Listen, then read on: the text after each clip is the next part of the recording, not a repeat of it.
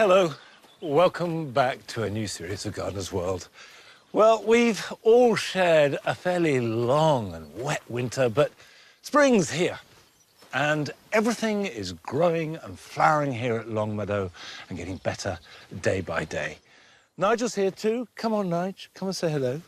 And I've got another little helper who I'll introduce to you later on. Go on, then, biscuit, good boy. Last summer, we visited the Salutation Garden in Kent to see how they recovered from a disastrously wet winter. We lost about 15,000 plants and bulbs. Years of hard work just disappeared. And Joe has been looking at garden trees, and in the first of 3 films, he discovers how to select the right one for your garden. In a way, they've got to work really, really hard to earn their space. If you can get flower, fruit, autumn colour, perhaps even bark, you'd be doing well, wouldn't you? And Carol has been to visit a garden halfway up a mountain in Wales filled with spring flowers. I just think your garden is so magical. It's like an enchanted wood. We wanted to go for a painterly effect, especially in the spring or early spring when there isn't much colour around. It really brightens things up.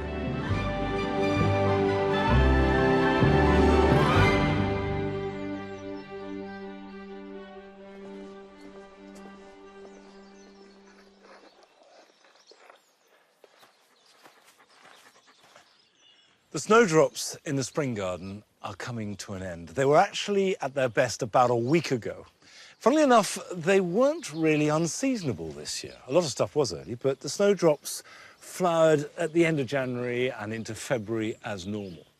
But whatever point they're at, now is the perfect moment to divide and spread them. Snowdrops spread by seed very well, but slowly. So the best way to do it is to lift them and divide them, either when they're flowering or just afterwards. And for example, this clump here is perfect. So just dig up a clump. Be ruthless. I know it's hard because it takes a while to get them to establish, and you feel you're destroying a precious display, but a clump like that is perfect.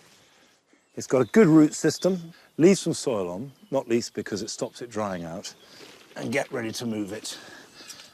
I'm going to take this clump too. Actually, if I take this apart here, gently open it out, put that in there, you can see that the individual plants are all in there. And you could plant out a little group like that. If you do this regularly, in about 3 or 4 years, you really start to bulk out. And that's when you get the magnificent display of sheets of snowdrops. All the snowdrops in the spring garden came from a little clump, not much bigger than that, 25 years ago. And they gradually spread, partly by me dividing them and partly by seed. But I want to take these to establish a new colony in the writing garden. Come on.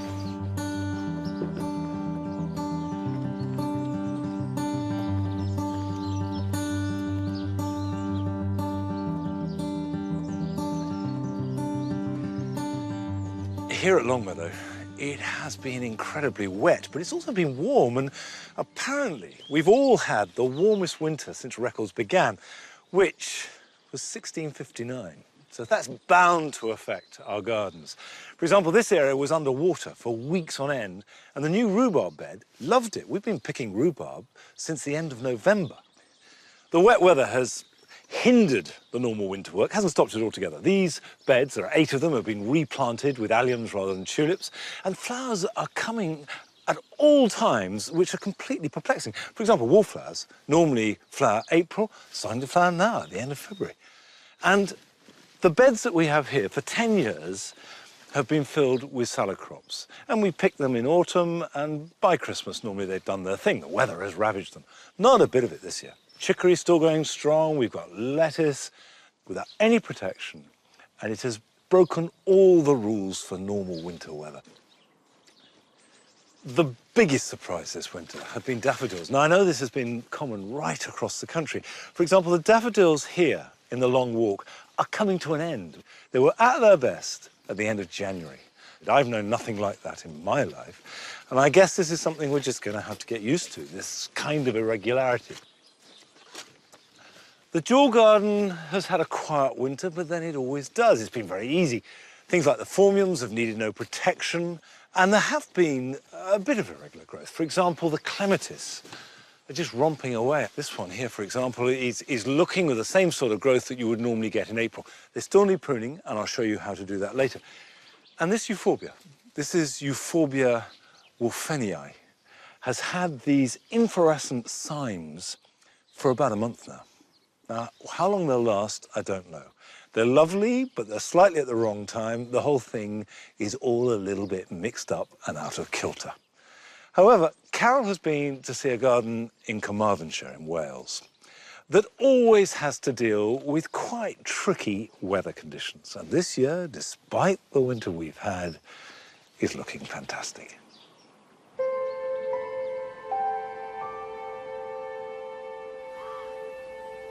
Winter. Moody. Atmospheric. A colourless palette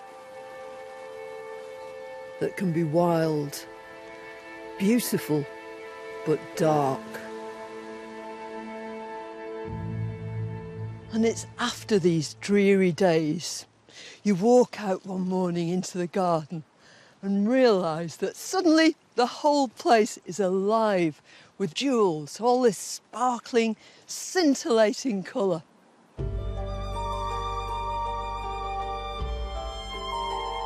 Julian and Fiona Wormold have created a beautiful garden full of early spring colour on an exposed hillside. I just think your garden is so magical. It's like an enchanted wood. Oh, thank you. And I just love the way you use your plants. We tried to get in lots of flowers, particularly insect-friendly flowers. So we started off just trying a few crocus here.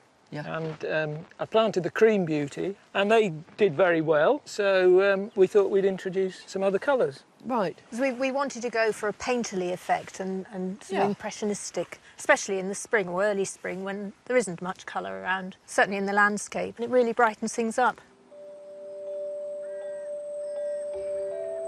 We're 800 feet up. It's pretty chilly, it's extreme. And very high rainfall. Yeah.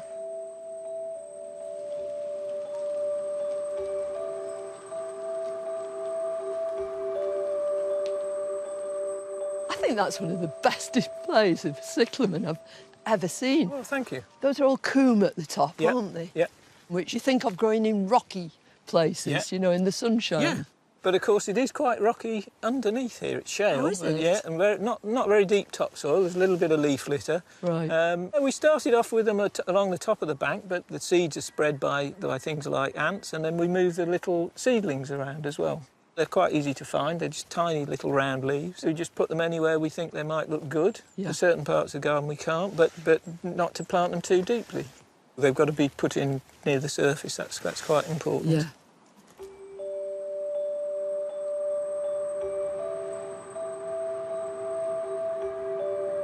For the greatest part, these plants are bulbs, corms, tubers.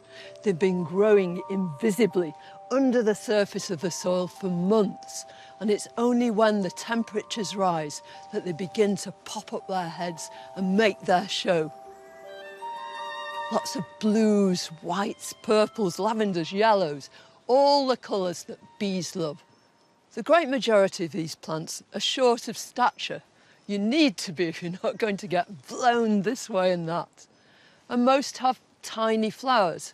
Big, blousy petals would be a mistake. They'd just get thrashed to bits.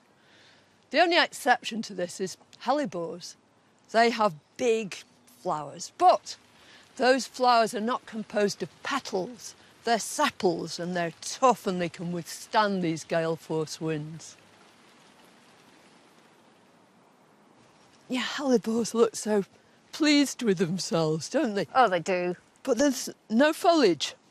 You've taken all the leaves off. We start taking the leaves off back in August when the first heterophilia cyclamen Heterophilia flowers appear in other parts of the garden, Yeah. and gradually remove it until late September, early October, when we take all the foliage off. So is it solely to make sure that there's enough light for the bulbs that are coming Yes, through? and it's tidy. I mean, I actually prefer to see the flowers without the leaves. You see them more clearly. Everything looks completely natural. That's what we've aimed for. We've always wanted a garden that sat well in the landscape and complemented the house.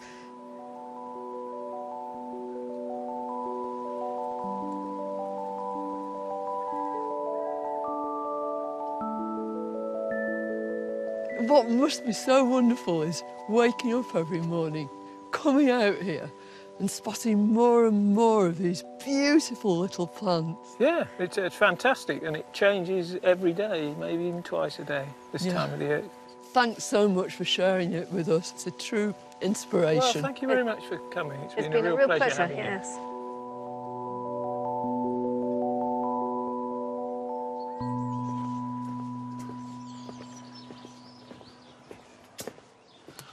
Although, of course, I agree that seeing the garden change day by day is one of the thrills of this time of year. There is still a bit of planning to be done. And what I'm planning here in the writing garden is to have a swathe of snowdrops running along either side of the path. Now, that will take a few years to come good, but if I start now, it will happen. That can even be broken down again, I think. So small clumps about that size, and then just plant them in the ground so that they're replanted the same depth that they were dug up. The thing to remember with snowdrops is they're one of the few bulbs that like moisture. And after you've planted them, the one thing that you may have to do is water them. Don't let them dry out until the foliage has died right back. Now, if you don't have snowdrops to divide, of course, you can buy them. Now, there's 100 in here. This cost about £8. So if you buy a couple of hundred for under £20, you can really set the garden up with a display of snowdrops that will multiply and give you stock from which you can then divide for future years. Now, 9 years ago, I had the honour of opening a garden in Kent called the Salutation. It wasn't a new garden. It was designed by the great architect Edwin Lutyens in the Edwardian era. But it had fallen into disarray and disrepair and had been restored and opened to the public. It was fantastic then, and it has got much better since. It's grown and prospered, and thousands of people have visited it. But it's also had to face and cope with disaster.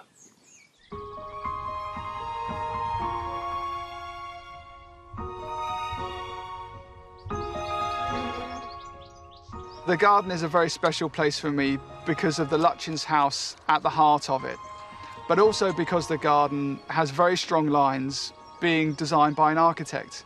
But within that, it's become my plant playground.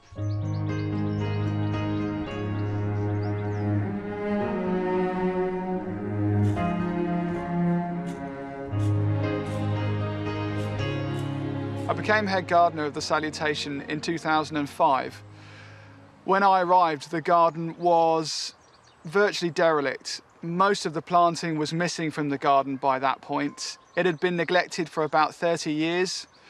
And for a town garden, it's a little over 3.5 acres, so it's quite a substantial size. And really, you had to look through the mess and the chaos that was the garden. Edwin Lutyens, as an architect here at the Salutation, his work is evident because of his huge oversized chimney stacks that he created way out of scale with the rest of the building. The house is very symmetrical, very typical of his work, but also it's the way that the house is nestled into the symmetrical design of the garden. We decided that when we were going to restore the garden, we would, as much as possible, faithfully recreate Lutyens' original garden plan. But in terms of the planting within it, we felt that it wasn't appropriate to try and recreate the planting exactly as it was. Instead, the garden would be alive and not encapsulated in history. The restoration proper had finished. and we were settling into gardening life. And in 2013, December the 6th, there was a huge tidal surge that came down the English Channel and up the river next to us here, the River Stour, and flooded the gardens. At its deepest point, we were about 5 feet underwater. Because the garden is lower lying than the river, it trapped about 5 million litres of mixed fresh and salt water in the garden that we had to set about as quickly as we could, removing with pumps. The impact of the garden was devastating, really, and we lost about 15,000 plants and bulbs. Years of hard work just disappeared. And there was a famous poem by a Frenchman, and he said that in the depths of winter there lies in me an invincible summer. That really helped me through that flooding period.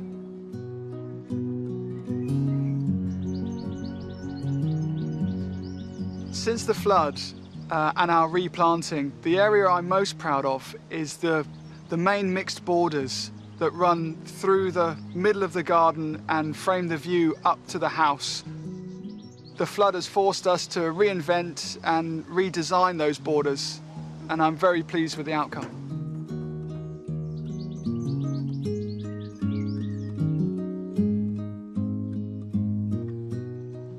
So this is classic Lutchens. Beautiful red brick path here, really deep, rich borders, full of a massive range of plants, typical of the period. We have a fantastic dahlia here, same colour as the canna behind it, but very different flower forms, working really well together.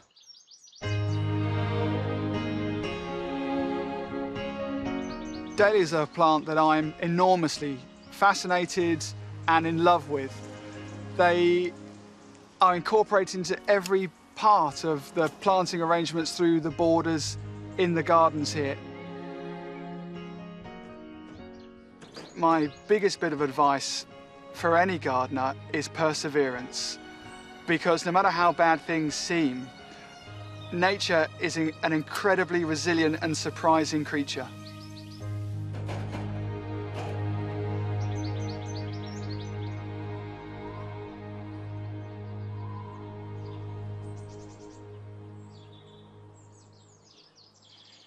It's great to see the salutation looking so good after my last visit.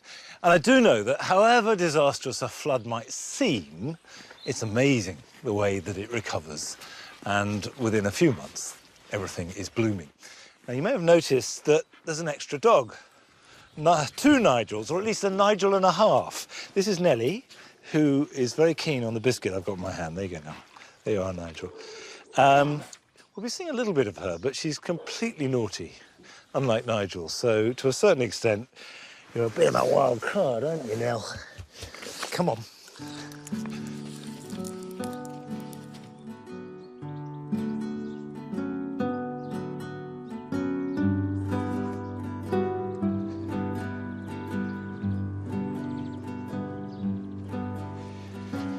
This area is the copse. It used to just be grass, and it's just beginning to come into life. The primroses are coming through to their best. So really what I'm trying to do in the garden is mimic a little piece of woodland, which you can do on any scale. I bought a job load of trees at a tree sale by accident, really. I fell into it, spent much more money than I'd planned, and ended up with a whole batch of trees to plant. Now, that was great, because it gave me structure. But, of course, all these trees were small enough to carry in one hand and fit in the boot of a car.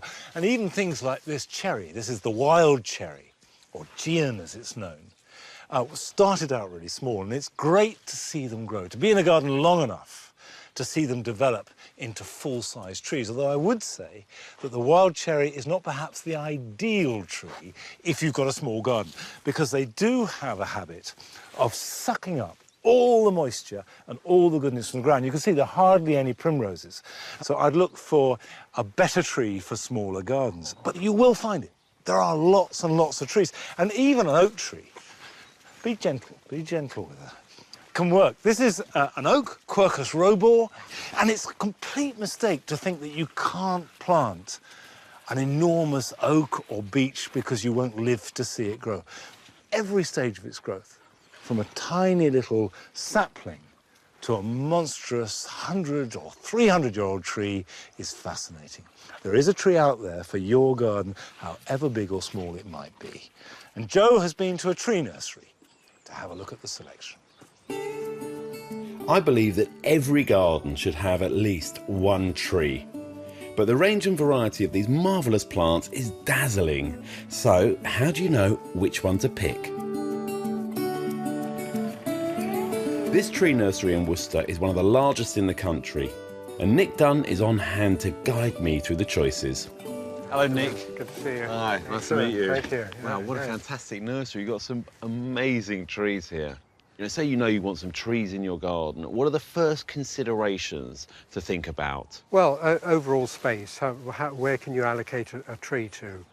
Most trees that we grow for gardens specifically are small. They're not that vigorous. They can be pruned. There's a tree for every garden. There's a tree for every garden and every space. Can I help? Should we get a little thing going here? Lovely, thank you, Joe. But what about soil conditions? Most of our trees that we grow specifically for gardens can tolerate a very wide range of soil conditions. From somewhat acid to quite alkaline.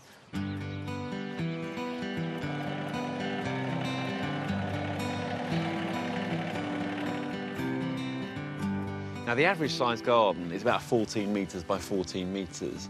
So, not enormous, but you can get a few trees in there, but in a way they've got to work really, really hard to earn their space. So what would you be looking for? If you can get 2 or 3 seasons performance within that tree, flower, fruit, autumn colour on the leaf, perhaps even bark, you'd be doing well, wouldn't you? And there are some trees that will function like that and so what sort of the choice. This crab apple or something? Well, if you look at these crab apples, I mean, just the crab apple itself comes in various sizes, colours, persistency. Some will mature early for making crab apple jelly. Others will feed birds late into the winter. This is just one tree. And the flowers in spring are beautiful as well. Oh, fabulous. From flowers to foliage, trees have so much to offer, and perhaps one of their best attributes is spectacular leaf colour that can change with the seasons. And it's mid-September now, and the autumn hues are starting to come through, aren't they? All those fabulous colours that we expect. This is a nice one. What's that, a euonymus, is it? It is. It's euonymus red cascade. It's got good fruit colour and a very interesting corky bark as well. So it's a multi-featured tree.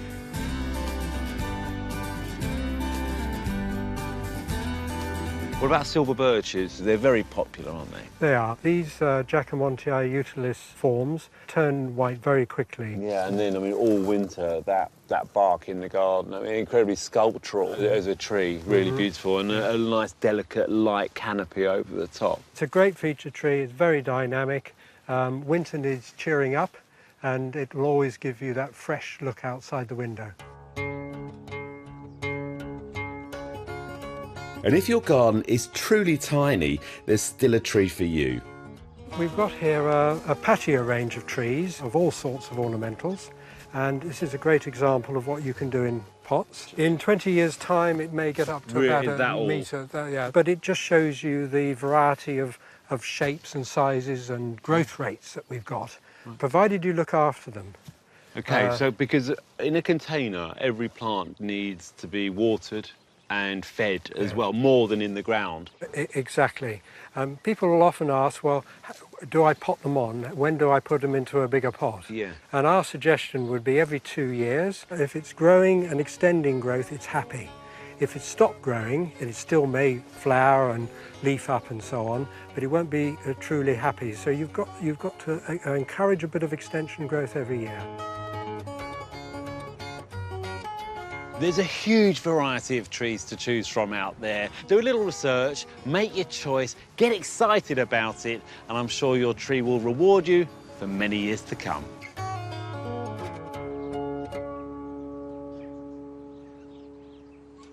Well, next week, Joe is going to be looking at how to plant trees so that they thrive and grow as well as possible. Come on, you. Come on.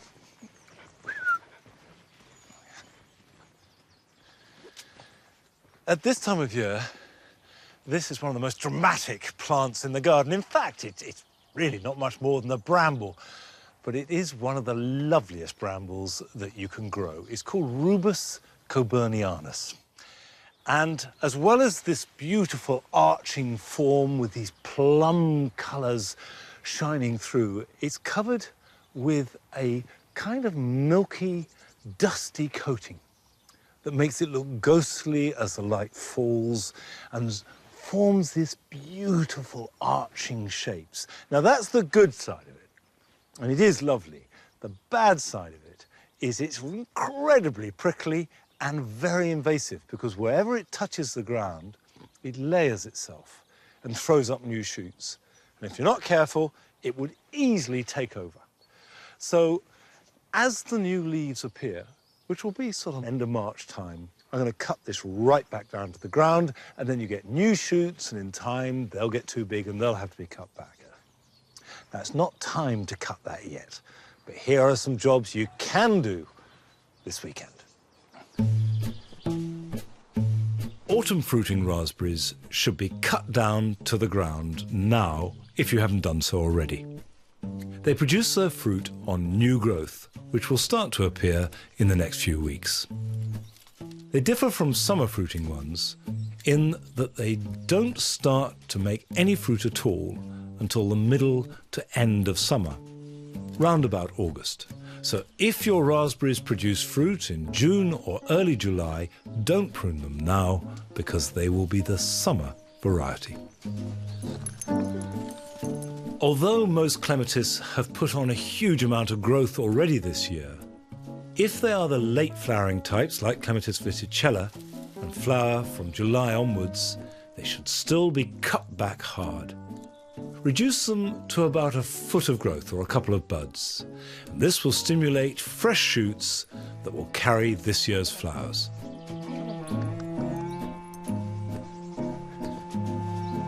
It's a good idea to sow chilies as soon as possible if you've got somewhere warm for them to germinate.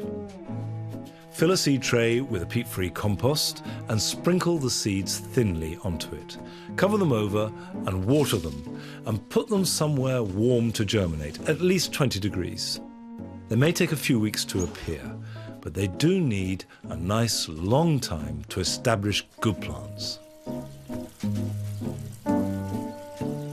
Come on. Poor Nigel now. Poor Nigel. He's poor boy. Don't bully him. Come on, Nige. Right. The light's coming in. It's getting a little bit chilly. That's the end of this week's programme. But don't forget, on Sunday, it's Mothering Sunday. I remember when I was young, I used to go and pick primroses for my mother, because I always associate primroses with this time of year. And the days are getting longer, and the weather will get warmer. And I'll see you back here next week. Till then, bye-bye. Come on, Nellie, you naughty girl. Come on, go. Come on. Come on now. And don't forget, I'll be back on Big Dreams, Small Spaces this coming Thursday at 7 o'clock on BBC Two.